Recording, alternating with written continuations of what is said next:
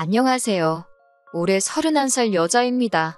거지근성, 그건 말로만 들었지 내 남편이 그런 사상을 가지고 있는 사람이라고는 생각도 못했습니다. 정말 스트레스를 너무 받아서 요즘 머리카락도 얇아지고 평소보다 더 빠지는 것 같고 피부도 푸석푸석해진 것 같고 좋다는 거 다 써봤는데 별로 효과도 못 보고 있어요. 스트레스가 만병의 근원이라는데 정말 열이 받아 살 수가 없네요. 남편하고는 연애가 엄청 길었습니다. 그래서 그런지 제가 30이 되었을 때 자연스럽게 둘이 결혼 이야기가 나오고 저도 다른 사람은 생각도 못했어요. 시댁 상황이 별로 안 좋은 건 알고 있었습니다. 남편은 홀시모 밑에서 자랐고 시댁은 지방이에요. 홀시모 혼자 몸으로 동네 식당 같은 데서 일하시면서 아들 서울로 대학 보내고 취직할 때까지 서울살이 뒷바라지 해주셨으니 어떻게 보면 대단하신 분이죠. 남편도 뒷바라지만 받으며 살 수 없었으니 대학생활 내내 아르바이트를 안 해본 적이 없고 취직 준비하면서도 짬짬이 일용직 같은 거 나가서 생활비 벌고 그랬습니다. 대학생활은 제가 모르지만 취직 준비하는 기간은 저랑 마침 연애를 시작했던 시기라서 그런 모습 보고 생활력이 참 강한 사람이라고 생각했어요. 명절 때도 본가 안 내려가고 서울에 남아 있었습니다. 그때 일손 구하기가 힘들어서 돈을 더 받는다고 명절 아니어도 집에는 언제든 내려갈 수 있지만 같은 시간 일하고 돈을 더 받는 날은 포기할 수 없다는 게 남편의 의견이었어요. 그래도 명절인데 남들 다 쉴 때 힘들게 일하고 와서 녹초가 돼서 혼자 집에 있는 모습 보면 많이 측은하고 그랬습니다. 저희 부모님께서 그렇게 걱정되면 집으로 데리고 오라고 하셨어요. 명절에 혼자 지내는 것보다 명절 음식 먹으면서 분위기도 내고 그러면 얼마나 좋냐고요. 그때 처음 부모님께 남자친구를 소개해줬고 남자친구도 그때는 염치도 있고 신세졌다는 마음 가지고 있으면서 저희 부모님한테 잘했습니다. 생활력 강하고 저한테 잘하고 저한테 잘하는 만큼 저희 부모님한테 잘하고 그 모습을 보니 솔직히 시댁이 어려운 형편인 건 결혼할 때 크게 고려할 상황이 아니었어요. 취직 준비 기간이 길었지만 남편이 회사도 중견급 좋은 회사로 들어가서 연봉도 나쁘지 않은 편이었거든요.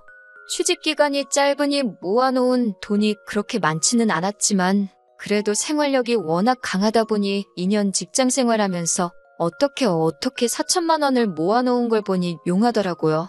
저는 대학 졸업하고 25부터 바로 취직해서 일을 했어요.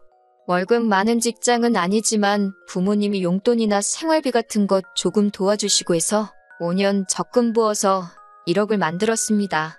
남편과 둘이 합치면 1억 4천이었어요. 물론 제가 모아놓은 돈이 대부분이기는 하지만 앞으로 남편이 벌 돈이 더 많을 테고 저는 나중에 육아를 이유로 일찍 일을 그만둘 수도 있으니 크게 개의치는 않았습니다. 문제는 신혼집이었어요. 남편이나 제가 다니는 회사가 둘 다 강남에 있었으면 대중교통 잘 되어 있는 경기권 신도시에 신혼집을 구해볼 법도 했는데 그쪽이라고 집값이 저렴한 것만은 아니더라고요. 거기에 제가 다니는 회사랑 남편 다니는 회사 위치도 서로 정반대에 있고 경기권에 있으면 출퇴근으로만 버리는 시간도 크고 시간적으로나 체력적으로나 엄청 힘들 것 같아 보였습니다. 그렇다면 서울에 집을 구할 수밖에 없었을 텐데 지금이야 불경기라서 집값이 내려가네 어쩌네 하지만 그때는 서울 집값은 오늘이 제일 싸다는 말이 있을 정도로 매일매일 부동산 가격이 고공행진을 하던 시기였거든요. 대출을 받는 건 상관이 없는데 대출이자 달마다 나갈 거 생각하면 저도 일은 나이가 아닌데 자녀 계획을 세울 수 있나 없나 싶었고 빌라 전세에 들어가자니 솔직히 TV에 전세 사기다 뭐다 해서 안 좋은 것만 잔뜩 접했던지라 그건 내키지 않았어요. 월세 사는 것도 생각해봤는데 그러면 대출 받는 거랑 뭐가 다른가 싶어서 그것도 내키지 않았고요. 친정부모님께서 제가 신혼집 구하는 것 가지고 이렇게 스트레스를 많이 받는 걸 보다 못해서 저를 불러서 이야기를 하시더라고요. 두 분이서 은퇴하시면 공기 좋은 곳에 집 짓고 살 계획이셨다고 해요. 은퇴 계획이다 보니 틈틈이 준비를 해오셨기 때문에 땅도 이미 가지고 계신 상태였고 구체적인 계획도 다 가지고 계신 상황이었어요. 단지 시기를 생각하지 못해서 땅만 가지고 계시고 집은 올라가 있지 않은 상황이었고요. 친정 부모님께서 제안하신 게 일단 친정집에 저희가 들어와서 같이 살자고 하시더라고요. 친정 부모님은 그때 맞춰서 건축 허가도 받고 업자랑 컨택도 해보고 집을 바로 올리시겠다고요. 당장 저희가 친정 부모님하고 같이 사는 게 불편하지 않겠나를 걱정하시더라고요. 시집살이도 하는데 대릴 사위는 못할 게 뭐냐고. 그리고 암만 계산해봐도 집 지어지는데 암만 길어봐야 1년이 안 걸릴 거잖아요. 구축 아파트라고 해도 서울에 집이 생기는데, 그리고 남도 아니고 저한테는 부모님, 남편한테는 장인 장모님 한 가족인데 그거 불편한 거 감수 못하겠다고 할 문제도 아니었어요. 물론 부모님 집이 완공될 때까지 월세 사는 방법도 있는데 그 기간이 몇 년 걸릴 것도 아니고 문제 없다고 했습니다. 남편한테 신혼집 문제를 이렇게 하게 되겠다 이야기를 했는데 당연히 좋아하더라고요. 집이 해결되었는데 이제는 돈을 모으는 일밖에 안 남은 거잖아요. 대출 없이 시작한다고 생각하니 여유 자금도 훨씬 많아지고 자녀 계획 세우는데도 솔직히 제가 지불하는 거나 마찬가지니 남편 외벌이 시킨다고 해도 그렇게 눈치도 안 보였고요. 저희 결혼 날짜 맞춰서 친정 부모님 은퇴 후 지내실 집도 토목공사가 시작되었어요. 그래도 은퇴 후 보낼 집인데 업체 선정하는데도 조금 꼼꼼하게 준비하느라 시간이 걸렸습니다. 그리고 공사가 시작되면서 저는 친정 부모님한테 집을 증여받았고요. 제가 모아놓은 돈으로 증여세 다 냈고 명의는 제 이름으로 했습니다. 그런데 남편이 그 사실을 가지고 펄쩍 뛰더라고요. 결혼하기로 했는데 명의를 왜 공동명의로 하지 않았느냐고요. 그 부분에 대해서는 솔직히 남편이 서운해할 수 있는 부분이라고 생각은 했습니다. 그런데 아무리 생각해봐도 공동명의를 곧바로 하는 건 아니라고 생각했어요. 신혼집이 친정 부모님이 사시던 집을 증여받은 것이고 증여세 또한 제가 여태껏 모아놓은 돈으로 다 해결을 했으니 일단은 제 명의로 해놓는 게 맞다고 생각했습니다. 공동명의로 바꾸는데 무슨 억만금이 드는 것도 아니고 연애를 길게 하기는 했지만 같이 살았던 건 아니었으니 부부간의 신뢰를 쌓아가고 시간이 지남에 따라 제가 남편에게 경제적으로 의지하게 될 날이 올 텐데 그때가 돼서 공동명의를 해도 늦지 않다고 생각했거든요. 남편이 그때 너무 서운해했어서 솔직히 조금 미안하기는 했지만 저는 그게 맞다고 생각했습니다. 그리고 남편도 자기 돈 얼마 들어가지 않은 거 알고 있으니 계속 우기지는 못했어요. 그 외에는 결혼 준비하는데 별다른 어려움은 없었습니다. 당초 계획한 대로 남편이 모아놓은 돈으로는 혼수를 새로 할까 하다가 오래된 아파트이기도 하고 그래서 친정 부모님이 나가시면 그때 저희가 어디 한 달 정도 지낼 곳을 구해서 리모델링하고 인테리어를 싹 다 새로 하는 것도 좋겠다 싶어서 그 돈은 남겨두었어요. 그리고 예정된 대로 저희는 식을 올리게 되었고요. 신혼여행 다녀와서 은근 떨리기 시작했어요. 남편이 그동안 연애하면서도 저희 부모님한테 워낙 잘했기 때문에 같이 한 집에서 지내게 된 6개월에서 8개월 정도? 짧으면 짧고 길다면 긴 기간이지만 나름 재미있고 추억도 많이 생길 거라고 생각했거든요. 그런데 그렇게 친정 부모님한테 삭삭하게 잘하던 남편이 말 그대로 돌변해버렸습니다. 퇴근하고 집에 있을 때 밥 먹을 때 말고는 방 밖으로 나오지를 않더라고요. 문 닫아놓고 시위하는 것도 아니고 나 불편해 죽겠다 티를 팍팍 내고 다녔어요. 연애할 때 저희 집에 놀러오면 알아서 청소기도 한 번씩 돌리고 식사 준비하시는 어머니 근처에 가서 자기가 도와드릴 건 없냐고 묻던 싹싹한 모습은 온데간데 없었습니다. 이따금씩 저희 아버지와 반주도 같이 하고 장기나 바둑 같은 것도 같이 두면서 정말 집에 아들 하나 생긴 것처럼 잘하던 남편이 돌변해버린 거예요. 친정 부모님도 많이 당황해 하셨어요. 모르는 사람이 저러고 있으면 그냥 불편한가 보다 하시겠는데 잘하던 사람이 그러니까요. 저도 많이 서운했습니다. 그래서 남편한테 한마디 했어요. 그랬더니 남편이 성질을 버럭 내면서 지금 제가 자기한테 바라는 게 대리효도라고 하는 겁니다. 솔직히 어이가 없었어요.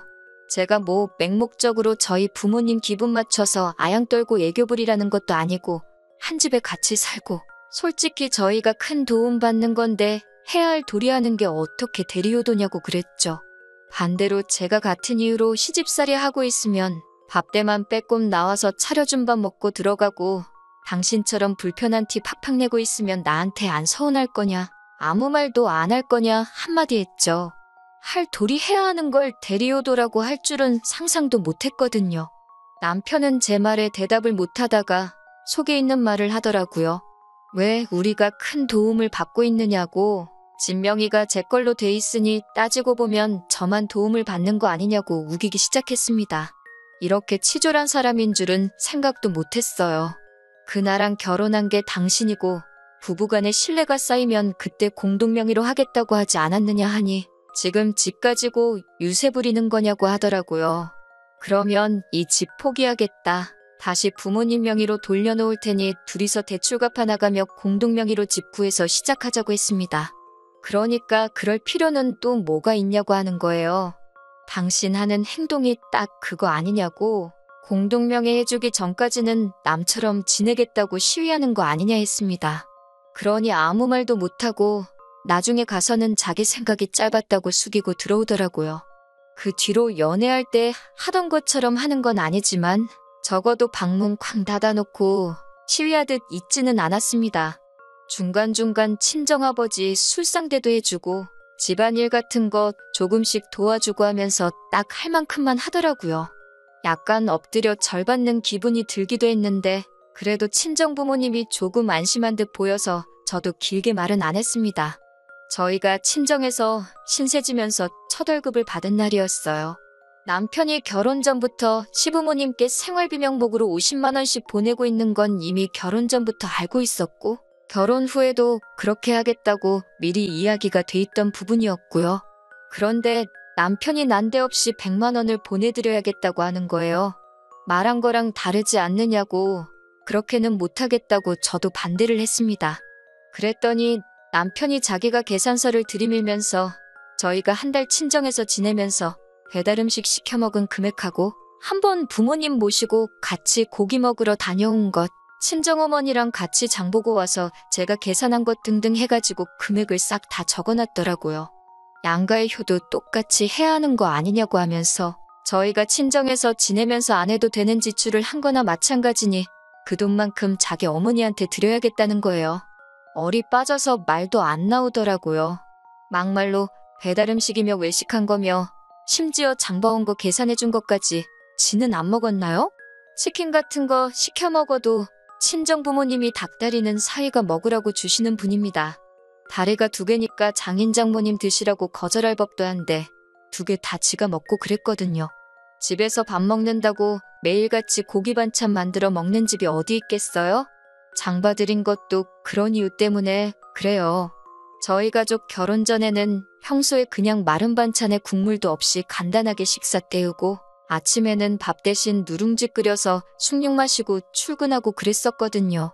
그런데 저희 어머니가 사위 배고프면 일할 때 힘 안 난다고 매 끼니마다 고기 반찬 해주시고 정 없으면 스팸이라도 한 조각씩 구워서 올려주시고 했어요. 자기 처먹은 건 생각도 안 하고 계산 대신 해준 게 효도라고 하면서 불공평하다고 떠들고 있으니 저는 이차로 어이가 없었습니다. 그걸 어떻게 그렇게 계산할 수가 있느냐 하니 나중 가서는 자기도 자기가 억지 부리는 걸 아는지 자기가 가끔씩 장인 술상대도 해주고 집 청소도 도와주니 그런 것도 다 포함해야 한다고 하는 겁니다. 정신 똑바로 차리라고 했어요. 너 지금 여기 삭받고 더부살이 하고 있는 거 아니라고. 오히려 해주는 걸로 치면 부모님이 우리한테 하나라도 더 해주려고 하시지. 그렇게 하나씩 계산하고 들면 나도 똑같이 계산해서 우리 부모님한테 돈으로 효도할 거다 하니 꼼짝도 못하더군요. 왜 그렇게 불공평해하고 자기 엄마 못 챙겨서 저렇게 안달인가 했는데 이때 싹을 보고 아예 일찍 관두던가 해야 했는데 멀리 떨어져 사는 홀씨목 걱정에 저러는 건 줄 알고 이해하려고 들었던 저와 저희 부모님만 중간에서 바보가 돼버렸네요. 아무튼 시간은 흐르고 흘러서 부모님 은퇴 후 지내실 주택이 완공이 되었습니다. 때에 맞추어 부모님 이사 나가셨어요. 제 평생을 부모님하고 같이 지내왔는데 이제 멀리 떨어져 지낼 생각을 하니 많이 아쉽더라고요. 차로 2시간이면 보지 않느냐고. 그리고 2분 완전히 은퇴하신 거라 당신들이 오셔도 된다고. 남는 게 시간이라고 하시면서 걱정하지 말라고 하셨습니다. 친정부모님 짐이 빠지고 나니 집이 이렇게 넓었나 싶었어요. 부모님이 나간 그 주 주말에 남편이 제일 먼저 한 건 집들이 한다고 서울에 시어머니를 초대한 겁니다. 친정부모님 나가시고 그래도 이제 우리 집이 되었으니 얼마나 자랑을 하고 싶었겠나 싶었지요. 남편이 어머님 데리고 집 소개해주는 동안 저는 간단히 과일 같은 거 씻어서 준비를 하고 있었는데 남편이 친정부모님 계시던 동안 지내던 저희 방을 소개하면서 어머님께 이 방은 어머니가 지내실 방이라고 말을 해주는 걸 들었습니다. 제가 잘못 들었나 싶어서 어머님 계시는 내내 신경이 쓰였어요. 어머님이 피곤하다고 방에서 잠깐 눈 좀 붙이신다고 하는 동안 남편한테 그게 무슨 소리냐고 직접 물어봤습니다. 어머님이 지내실 방이라니 그게 무슨 소리냐고요? 그랬더니 남편이 한글도 모르냐는 듯이 어머니가 지내실 방이 어머니가 지내실 방이지 뭐겠냐고 하더라고요. 그래서 지금 어머님한테 방 한 칸을 내어드리려고 하는 거냐고, 어떻게 그런 결정을 나한테 상의도 하지 않고 통보를 할 수 있느냐고 하니 남편이 그게 뭐가 문제가 되냐고 되려 저한테 따지는 겁니다. 여태 장인 장모 내가 모시고 살지 않았느냐. 이제 우리 엄마 차례다 하고 당당하게 말하는 거예요. 같이 지낸 시간이 반년이 조금 넘습니다. 토목공사부터 인테리어까지 딱 6개월 걸렸고 허가 문제랑 기타 등등 해서 그거 길게 잡아봐야 2달이 안 됩니다. 그런데 그 1년도 안 되는 짧은 기간을 가지고 우리가 그동안 친정부모님을 모시고 살았으니 이제는 시부모도 모시고 살아야 공평한 거 아니냐고 우기는 거예요. 남편이 이렇게 효도에 미친 사람인 줄 몰랐습니다. 그동안 친정부모님 집에 얹혀 살면서 얼마나 자격지심이 생겼기에 저러는 걸까요? 벌써 시어머니 와 계신 지도 일주일째인데 어머님도 그냥 여기서 눌러 살기로 정하신 건지 언제 갈 건지는 말씀도 안 하시고 우리 아들 덕분에 서울 생활도 다 해본다 하면서 좋아하시고요. 아직 원래 지내시던 곳 정리하신 게 아니니 돌아가시긴 하실 텐데 그건 그거대로 또 문제예요. 난데없이 거기 다 정리했다고 진짜 여기로 짐 싸서 오실까봐 말입니다. 안녕하세요. 4개월 만에 후기 보내드립니다. 공동명의 가지고 치사하게 굴던 게 저런 꿍꿍이가 있었는지도 모르고 그래도 끝까지 고집 부려서 제 명의로만 집을 유지해둔 게 정말 잘했다는 생각이 드네요. 결론부터 말씀드리면 남편과는 이혼했습니다. 저희가 친정부모님 도움받은 건 생각도 안 하고 무조건 시어머니한테 효도할 차례라고 우기는 남편하고 더 길게 볼 것도 없다고 생각했어요. 얼마나 어머님 모시고 살고 싶었는지 평소였으면 꼼꼼히 알아보고 빼도 박도 못하게 진행했을 사람인데 효도할 생각이 하나도 알아보지도 않은 것 같더라고요.